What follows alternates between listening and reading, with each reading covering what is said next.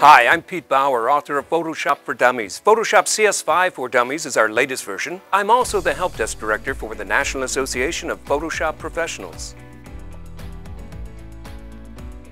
In every way, shape, and form imaginable. I used to be a film photographer. I had my first darkroom back in 1969 when I was 12 years old. Don't do the math. I had my very first darkroom and I shot film up until I became familiar with Photoshop in version 5.5. And Photoshop gives me capabilities I never had in the darkroom, whether shooting grayscale, black and white film as we called it, or in color.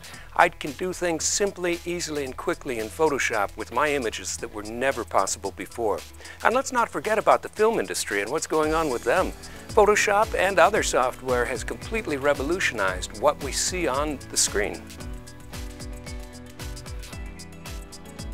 Well, content-aware fill is my #1 favorite feature.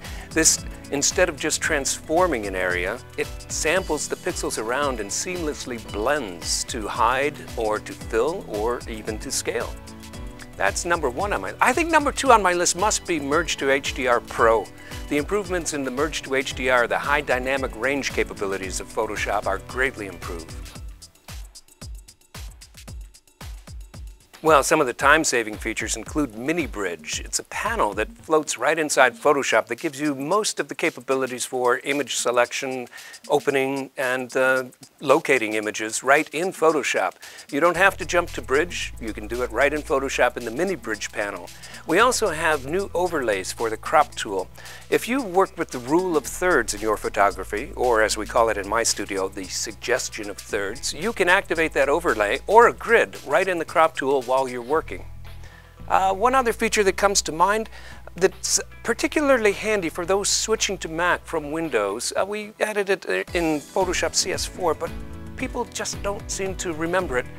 In the window menu in Photoshop, you can activate the application frame, which isolates Photoshop from any other programs that happen to be running at the time on the Mac and hides your desktop. So if you're a switcher and you want a more PC-like environment, activate the application frame.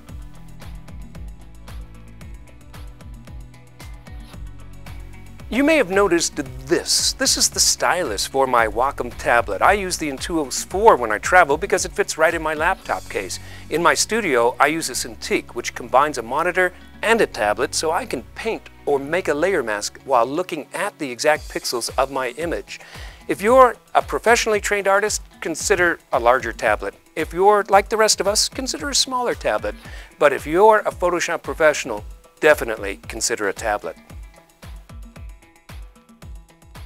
The first thing is hardware. If you're on a Mac running Snow Leopard operating system 10.6, an upgrade to Photoshop CS5 you should consider mandatory. Find the budget. Photoshop CS5 for the first time is 64-bit capable on the Mac. What this means is it can process more than twice as much data. You can use as much RAM, computer memory, as you can cram into that machine. It's incredibly fast, incredibly powerful. If you skipped Photoshop CS4, it's time to get caught up. Jumping from CS2 or CS3 to CS5 is a great idea because, as I mentioned early and often to friends, content-aware capabilities in Photoshop CS5 can save you acres of time, more than enough to pay for itself in a single job. I think that everyone who uses Photoshop as a photographer needs to have a photographic background. It's fine to be a self-taught photographer, but if you've never taken a class in photography, check out your local community college. Just learn from a pro who teaches in the classroom the basics of photography. Learn about composition, learn about lighting, learn about exposure. Don't just shoot automatic if you don't have to. Learn about your camera, learn about photography, and Photoshop will become much easier. Because after all, the best way to get a great photo out of Photoshop is to bring a great photo into Photoshop. I'm Pete Bauer, and I want to thank you for spending a few minutes with me. For more information about Photoshop CS5 and for more tips and tricks, pick up a copy of Photoshop CS5 for Dummies. I'd also like to say hello and thank you to the thousands of members of the National Association of Photoshop Professionals. Their questions to the NAPP Help Desk help keep me at the top of my game, help me be prepared to help them with questions, and to teach you more about Photoshop.